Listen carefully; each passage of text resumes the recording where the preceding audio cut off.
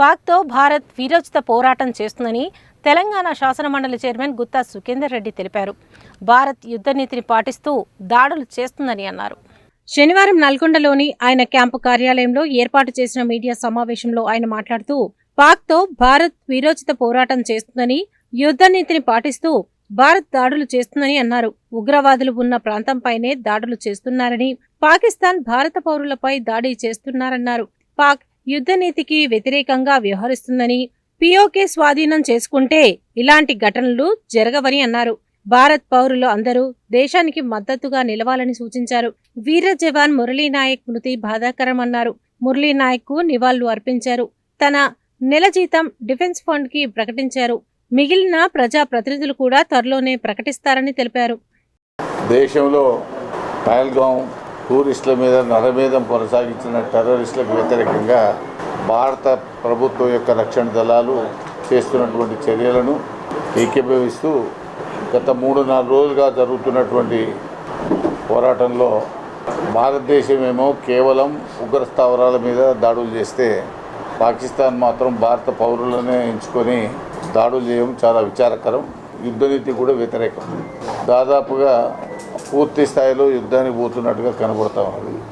ఏది ఏమైనా సరే భారత ప్రభుత్వం తీసుకునే ప్రతి చర్యను రాజకీయాలకు అతీతంగా అన్ని పార్టీల వారు, ప్రతి పౌరుడు యొక్క బాధ్యతగా ప్రభుత్వానికి అండగా నిలుస్తూ ఎప్పుడూ కూడా ఉండేటువంటి ఈ టెర్రరిజాన్ని తుదిముట్టించడానికి భారత్ పైన పాకిస్తాన్ ప్రోత్సహిస్తున్నటువంటి ఉగ్రవాదాన్ని కూకటి వేలతో తీసివేయాలంటే పిఓకేను విలీనం చేసుకోవడం తప్ప, అది మనదిలో భాగమే, దాన్ని విముక్తి కలిగించడం తప్ప మరో మార్గం కనబడడం లేదు.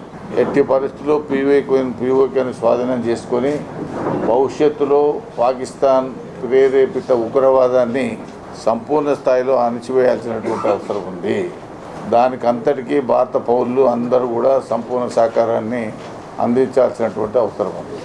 అదేవిధంగా నిన్న తెలుగువాడైనటువంటి వీర జవాన్ మురళీనాయక్ అమరుడైనటువంటి సందర్భంలో వారికి, వారి కుటుంబ సభ్యులకు తీవ్రమైనటువంటి సంతాపాన్ని తెలియజేస్తా ఉన్నాం. అదేవిధంగా గౌరవ ముఖ్యమంత్రి రేవంత్ రెడ్డి గారు నిన్న ఇచ్చిన పిలుపు మేరకు శాసన మండలి సభ్యులను నాతో పాటు అందరం కూడా 4 రోజుల జీతం నేషనల్ డిఫెన్స్ ఫండ్ కింద ఇవ్వాలనేటువంటి ఆలోచన నాదైతే ప్రకటిస్తున్నాను. మిగతా ఎమ్మెల్సీలకు సంబంధించి మా వైస్ చైర్మన్ గారికి, వివిధ పార్టీలకు సంబంధించిన వాళ్ళతో మాట్లాడి 1 నెల జీతాన్ని నేషనల్ డిఫెన్స్ ఫండ్ కింద ఇవ్వాలనేటువంటి నిర్ణయాన్ని నేను తీసుకోవడం జరిగింది. మా లెజిస్లేటివ్ సెక్రటరీ గారికి కూడా చెప్పడం, మిగతా పార్టీల వైస్ చైర్మన్ గారితో మాట్లాడినాను. అదే రకంగా నాకు అందుబాటులో ఉండే మిగతా వాళ్ళతో కూడా మాట్లాడతాను. ఏది ఏమైనప్పటికీ భారతదేశం యొక్క సార్వభౌమత్వాన్ని కాపాడడం మన అందరి యొక్క లక్ష్యం. ఉగ్రవాదాన్ని తుదిముట్టించడంలో మనమందరం కూడా కలిసికట్టుగా పనిచేయాల్సినటువంటి బాధ్యత మన అందరి మీద ఉన్నదనేటువంటి విషయాన్ని మరొకసారి ఒక్కానిస్తూ మనమందరం కూడా భారత ప్రభుత్వానికి, ప్రధానమంత్రి గారికి అండగా నిలుస్తామని చెప్పి ప్రజలకు విజ్ఞప్తి చేస్తాం.